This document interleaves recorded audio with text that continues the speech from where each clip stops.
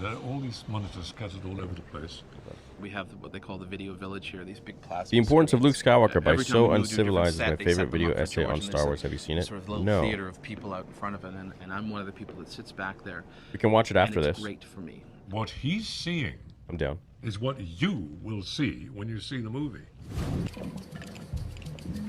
Thank you, Captain. Rest well, my lady. Seeing a larger size image is much more helpful because you can see detail. Not only is it just to see the camera angle and see What's up, Mara what's seen Jade? and what's I not really seen, love your it's also content. Thank you from for a continuing to cosmetic do what you do. standpoint, with As I feel C-3PO, part even with of R2, something the amazing. reflections that you'd see I feel and part of what something you get amazing rid too, of. and it's all because of you guys. Also, the other thing that's becoming Thank you, Mara. much more common Very generous. is we shoot 2 cameras on Star Wars every day, all day long. Yeah, it's kind of, I feel like I really enjoy covering the prequel stuff and the original stuff, and I think it's something that's kind of forgotten nowadays, especially with it not being as trending anymore, but I don't care, man. I think that's the heart of Star Wars, to be honest, and I know they're expanding beyond that now. When I say they, I mean Disney.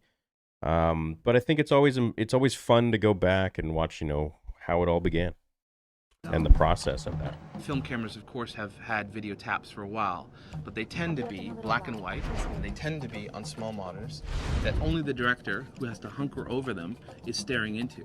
If we were looking at a black and white image that big, we would miss all kinds of things that we see when it's this big and it's full color and high resolution.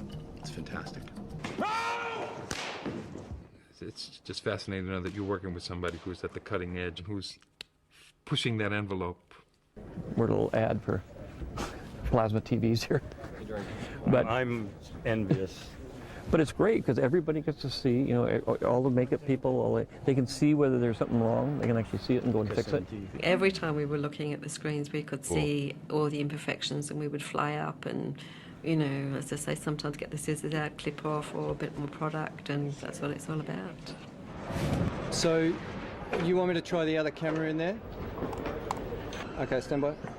Video assist is a really cool job because you get to run around with a whole bunch of fun gear, and then we record the takes and we play them back and people analyze them. That was great.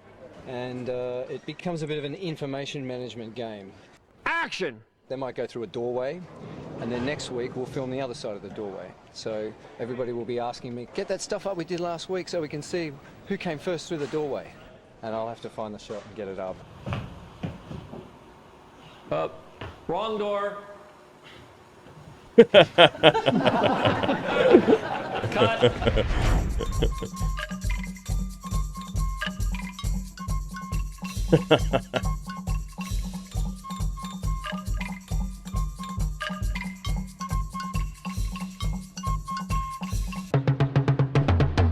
Personally, I don't like video assist. I've always felt that it was something that removes you from the actors and from the performances. But these monitors are so huge that when you're in anything close to even a medium shot, you can feel the actors. And so you can be on the other side of the stage and feel what's going on. Great. Cut. That said, it's been really interesting to see George in the crucial moments get out of Video Village and go over to the camera, because it was like he was tuning into what the actors were doing, because he knew that they needed that. And you go into this door right here. That door. That door, the red door. David? Oh, David Tat. Are you happy? In a way, working with film, you're shooting blind. So you're less likely to take extreme chances. But working with HD, when you can see pretty much what you're going to get, you can be much more accurate. So you can take more chances. You can, if you're going for a very high-key look or a very moody look, you can push it to the edge, right to the edge, before you drop off. They'll always say, great, takes 2 seconds. Only in ILM do they say, no, that's too hard, we can't do it. I'm glad you said that, though. What we would normally do in a film movie, we'd shoot all day, and the next day at lunchtime, they would have the heads of the department meet in the theater, and you'd sort of eat your lunch in the dark and watch the dailies. That's what I've done on all other movies. With this, George can replay the stuff instantly on a nice big screen, and he can make a decision right there on whether he got the shot or not. Yeah. I don't think a lot of people understand how revolutionary George was in the way we make movies today. Yeah, that's every movie. That was a little tricky getting around there, wasn't it? We may have to go faster.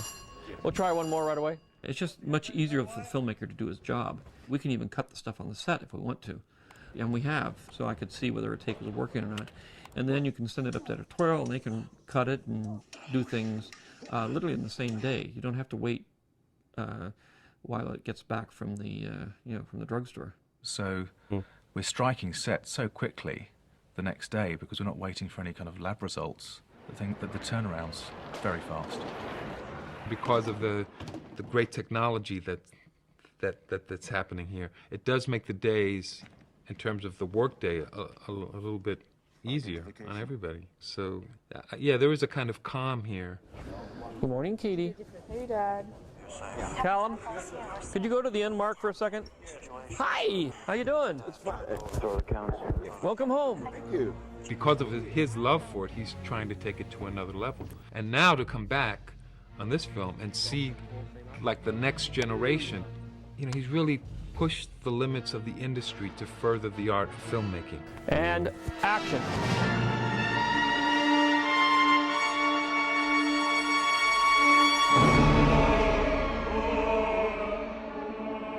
Creepy. Creepy, man.